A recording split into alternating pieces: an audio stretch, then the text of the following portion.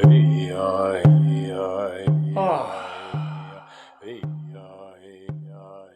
to our shamanic talk for Friday today. You are invited to go on this little deeper journey into ourselves. We are going to talk about right relation or correct relationship to nature, to spirit guides, and to Earth Mother. Nature includes your own nature, includes your own inner nature, space, your space inside of yourself. The shamanic journey, in my experience, is extremely much about first coming home to ourselves, coming into your own body and your own healing energetic field, and healing that energy field so that you can remove the traumas that are stuck in our bodies. All of us have some sort of trauma, one form or another. Something that happened either in childhood or in teenage years or somewhere along the lines we've had trauma. And when that trauma happens, it gets stuck in our energy body. And the only way to really release that, as far as I'm concerned, as far as I know, is to begin to recognize both patterns in our lives, patterns we have that are like destructive to ourselves, or when we are in pain, different levels of pain inside of ourselves. So you may have either physical pain or emotional pain that's stuck inside of you.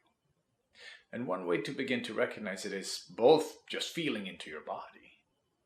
But usually it's a little easier if we do it in meditation. So if you sit down and you go,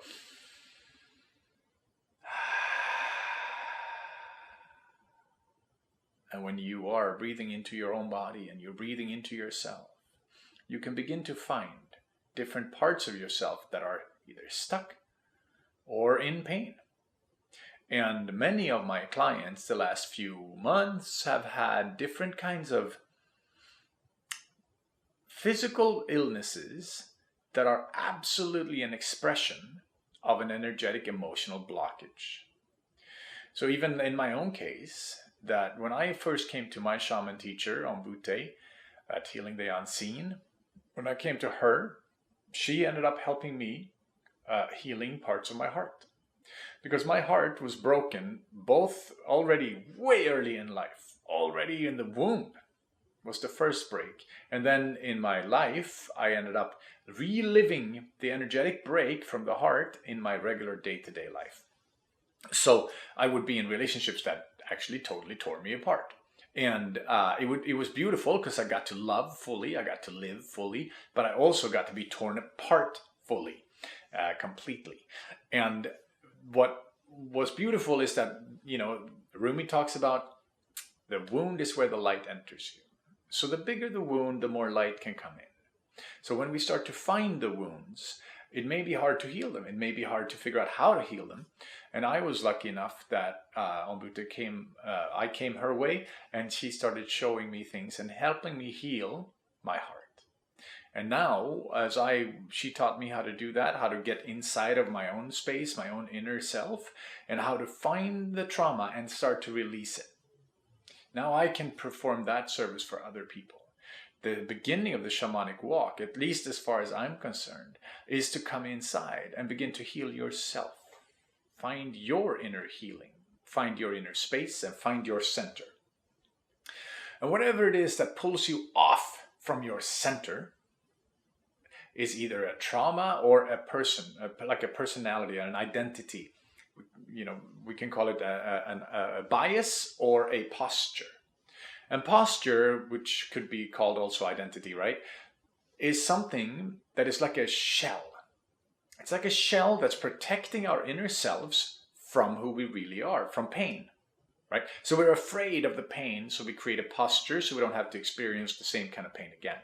Much like if somebody laughs at you when you're little, or somebody broke your heart when you're little, you figure out ways to not have to feel that pain again, so then you create a posture. So your ego builds up a system that you don't have to feel the same kind of pain. And what that does is, well, sure, we feel safe, right? But we're also always living in fear. And we're always being afraid of being either found out or that somebody's going to see who you really are. Because you think that you're not good enough the way you are. And that's, so our true nature, we're always avoiding our real nature, our original core self. And when we keep avoiding our original core self, we are creating more and more trauma and more emotional upheaval in our lives. Or we're going to keep recreating certain other patterns of like scarcity, or just in general, we'll be living in our own self-perpetuating, call it problems. If you ever wonder, when I had, I think it was like maybe 7 relationships that all ended in similar ways. It was when I was like in my later 30s. I was like, holy God, I can't believe I've had all these relationships with all these women, and they've all looked as crazy, just the same craziness. Even though like there was different levels of crazy and different levels of things that happened.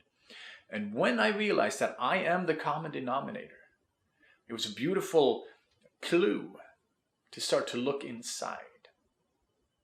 Instead of always looking outside, look inside, come back home.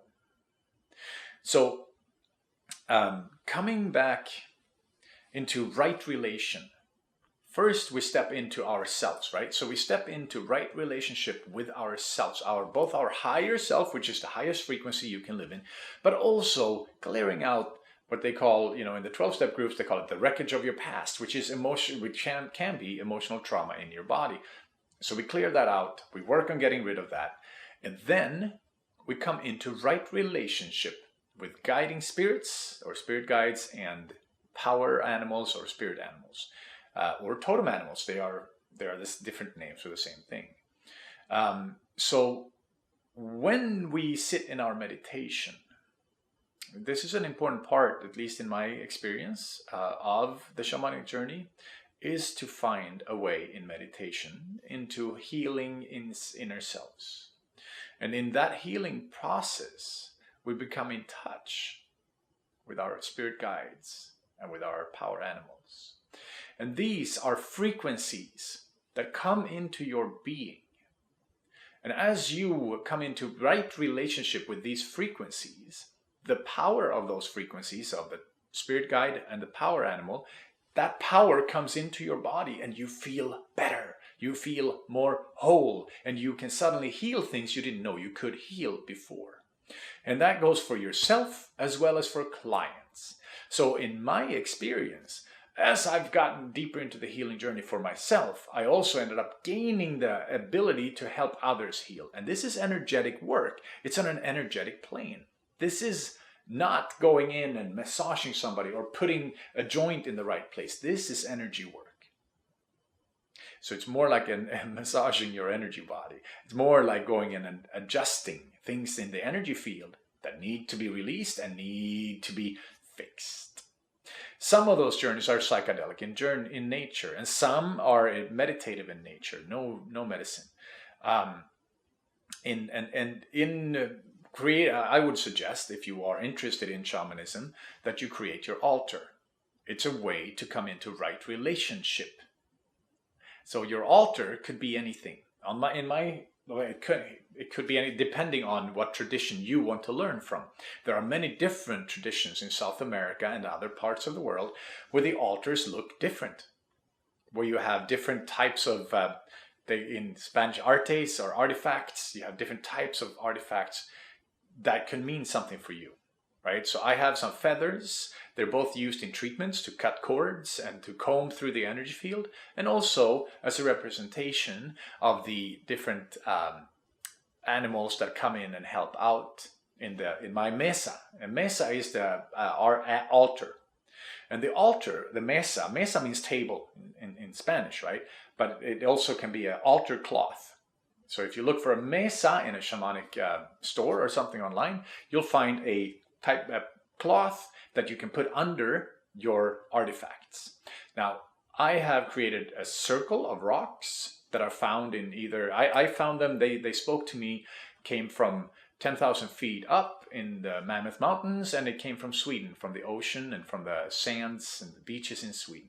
Now, they all speak to my heart, and I have realized that there's a lot of power. And we both charge that energy with power, but we also sit with the power of the rock people. And these rock people carry a vibration. That vibration can inform us about different things in life. We also go in and we find crystals. So, for example, somebody gave me a smoky quartz the other day, and it's a very, very powerful crystal. The clear quartz, the smoky quartz, the different kinds of quartz and other crystals that are out there are very, very powerful. They can all become part of your altar. You can have I have had set up the 4 directions, and when I open a ceremony, I will open up with saying a few prayers to the different directions. I'll talk about this in another video. Otherwise, this video will be way too long. But set up an altar for yourself so that when you're in meditation, you can come into right relationship. And as you come into right relationship with your spirit guide, with your power animals, and what you can call it God, you can call it the power of the universe, you can call it whatever you want. When Earth Mother, the energy of Earth Mother, right? We come into right alignment with the powers to be in the unseen. When we come into right alignment with that, you will be held, and you will be beginning to walk the walk of the shaman. And it's a very beautiful walk. And as you come into that, what I call right relation, no, I don't call it, I've heard it, right relation, you become a healer, and you are whole, you become whole inside of yourself. It's a beautiful walk. I hope you enjoyed this video. Please feel free to share, like, and subscribe, and write questions if you have any questions about all this. There's a lot going on here, and right relation is a very beautiful way to get in touch with yourself and to stay centered. Have a beautiful day, everybody. Namaste and aho. Hey, hey, hey, hey, hey, hey, hey, hey, hey.